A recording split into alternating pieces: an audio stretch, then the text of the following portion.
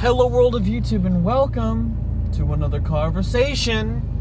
I had one going live today that was also about Nintendo, but I figured I would do one a little more timely. You know, the one that I'm doing is more just discussing a thing Nintendo did and what I wish they would do different.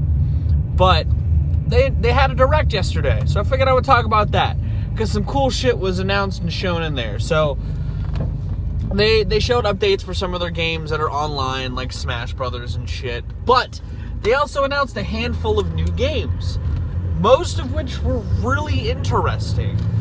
They announced a definitive version of Dragon Quest XI, which looked like a lot of fun. There was a lot of cool features in that game that I feel like help it stand out in the RPG world, even though it's a popular franchise in its own right. They showcased Marvel Ultimate Alliance 3 in like a very passive way. They're like, oh yeah, we got Marvel Ultimate Alliance 3. We have exclusive rights to it. It's dropping this summer. What? What? That's a franchise that I've been wanting a new game of for a while. And I'm glad it's getting a new installment, even if it's a Switch exclusive. That's really cool. I hope it's good, because I know since the MCU has been around, Disney's had their hands in the games. Some of those games, like Marvel vs. Capcom, the newest one, Infinite, people aren't too keen on because of its story and because of its focus on MCU-centric stuff. So we'll see how Marvel Ultimate Alliance 3 comes together. They announced a Tetris Battle Royale game, which is already out, which is fucking weird. Like, I was watching gameplay of it, and I was like, what the fuck? It's a Tetris Battle Royale game. What's that about? How does that work? It's just 99 people playing Tetris with each other.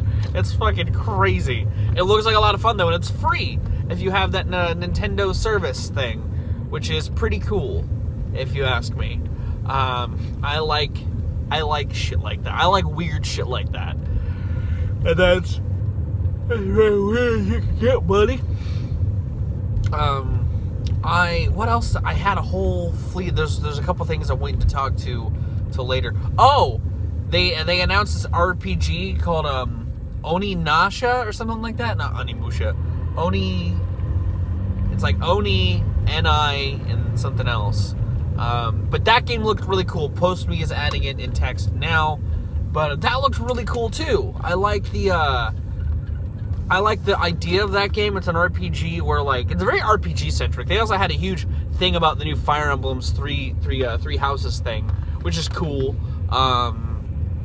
I do really like that Fire Emblem's kind of taken off in its own way. Oh, that person's pulling out. Yep, you're pulling out. You're good. Oh. You better stop. Please stop. I'm gonna pop a Yui and get in here. I'm getting some breakfast. But they announced a segment for the new Fire Emblem game, which is cool. But this other RPG where you could go into like this demon world and get demons to fight with you.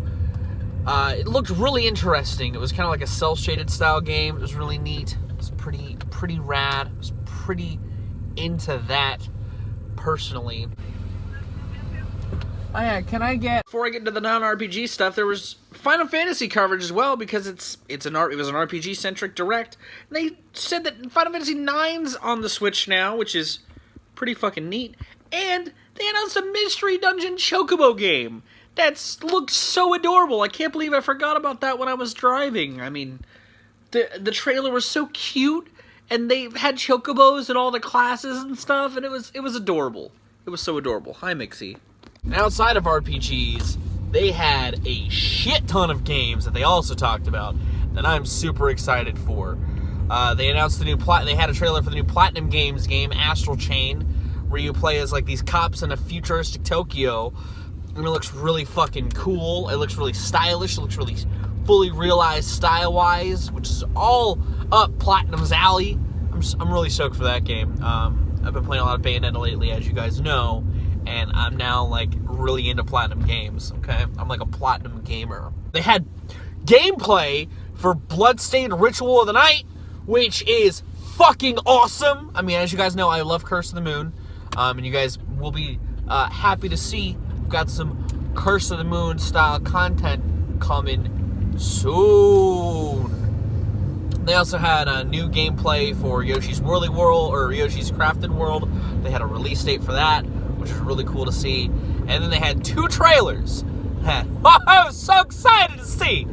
They opened the Direct with Super Mario Maker 2. It's happening. It's a thing. Oh, I love Super Mario. As you guys know, I love Super Mario Maker, one of my favorite Mario games. That opinion still stands. And I'm excited to see people play it. I'm excited to play it a little bit myself. Eventually, I'm fucking hyped for that. And then the big boy announcement. They closed the show with a Zelda Link's Awakening remake trailer, which I wasn't fucking expecting whatsoever. But they're remaking Link's Awakening, and the aesthetic is so cute. It's so adorable. And first off, the opening cutscene with anime. Oh, it's so spicy! Oh, so good! I'm so hyped for that! And then they had the fucking gameplay, and it looked so gorgeous. It kind of looked like that 3D Dot Heroes game, but like a little more stylized and not voxels. Oh, dude. I like Link's Awakening a lot. I'm gonna be doing a Zelda list sometime this year, Zelda games list, and that's going on there. I fucking love Link's Awakening. I love its aesthetic.